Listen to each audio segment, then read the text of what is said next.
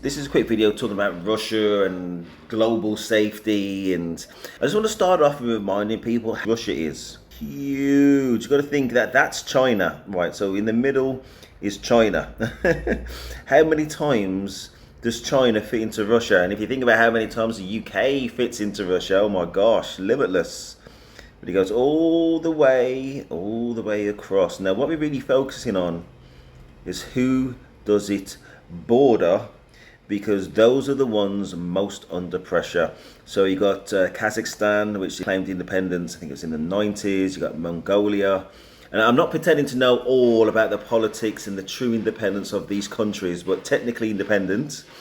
But in relation to Russia, and thinking about where China is, if you look towards the bottom middle of the screen, you can see why there may well be an incentive and similarities, not clear similarities, but some, with Russia, and definitely needs to have an alliance. Right, so, surprise, surprise, North Korea, very close to Russia, it has an allegiance, it has an alliance, it's supporting them in war. China, again, very close to Russia. It's on the east side, obviously, of the globe. You know what I mean? So you can see why it might seek to try and maintain some kind of relationship with Putin. One of the countries, I'll just a quick aside, one of the countries most vulnerable, you might think, to me anyway, Japan. A very forward-thinking, more Western-aligned, more naturally Western-aligned country, and thank goodness for it, it's slightly off the radar right now. But in terms of Mongolia, high stress. Kazakhstan, high stress. In terms of the threat from Russia, the ongoing threat from Russia, similar to the Ukraine. But if the Ukraine was taken, then we can see that the countries most under pressure would be Poland, Belarus and Romania, the countries towards the middle just surrounding the Ukraine, because they could well be next. And then we're on the gateway into the rest of Western Europe. If Finland's taken, I'm sure Sweden will be extremely worried if they're not already. If Ukraine is taken, definitely Poland's going to be worried. It has a history with Russia.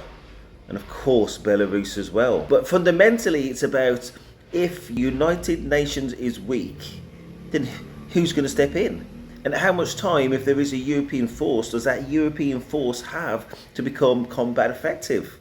It's going to take years. Trump is probably not going to give us years.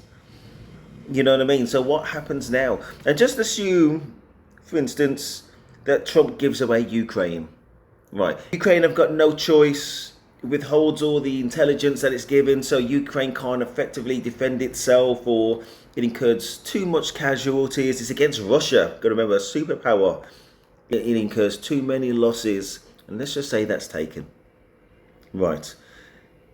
I don't know if anybody apart from that orange man thinks that Russia would likely stop there. I mean, why would it stop there?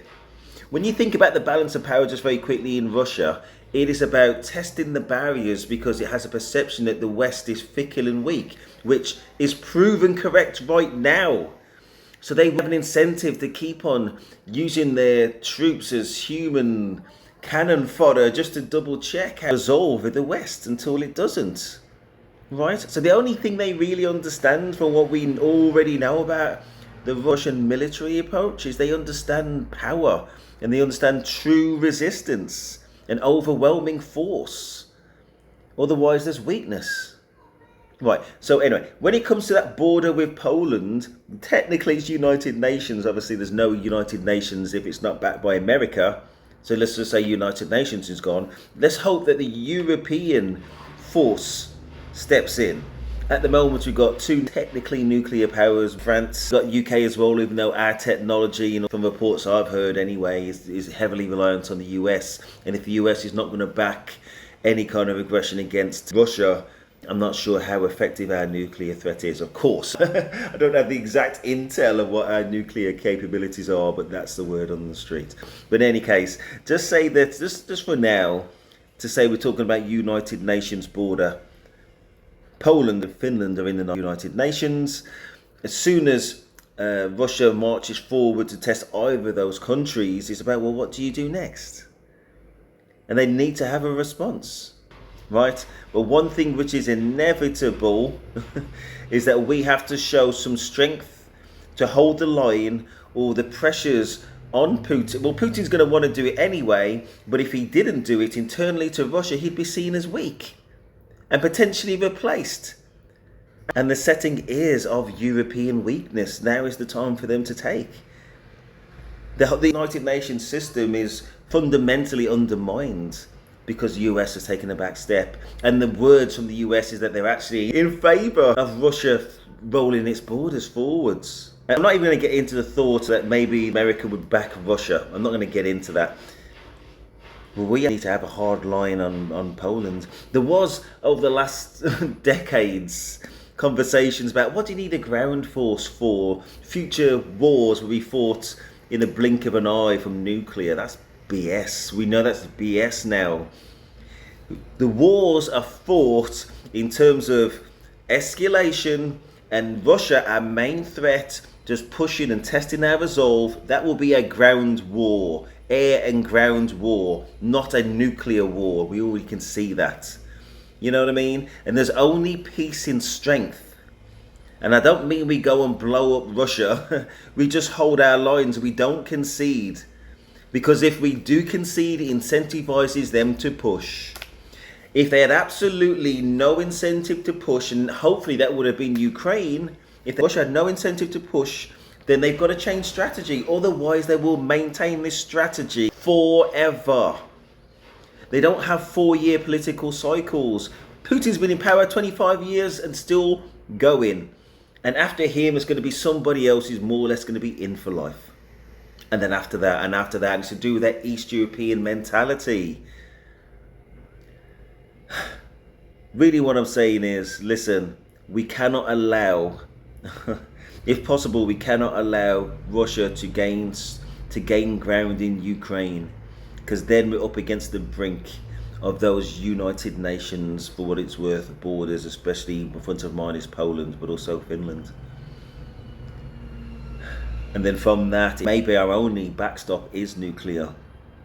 And I'm not saying it's going to be used, but a safety margin, for one of a better word, or one of a better word, is Ukraine. We need to hold the line there and make sure that Russia does not go any further. And the way that we do that is just by backing Ukraine, giving them the means in order to do it. Even if it meant us putting troops on the ground, if we could get a big enough force and test Russia's resolve again and just say, you know, do you want a world war? And if they did start fighting us, or they killed any of our troops, then we are justified not in going nuclear, but in blowing the hell out of their positions in Ukraine, using our own ships and stuff. That would be a hard border for Russia, and it's something they would actually understand. They would have escalated the war by killing our troops. And I don't want our troops to be killed, but we've got to have borders, and we've got to use our soldiers to fight wars. And the war is coming. Let me know your thoughts.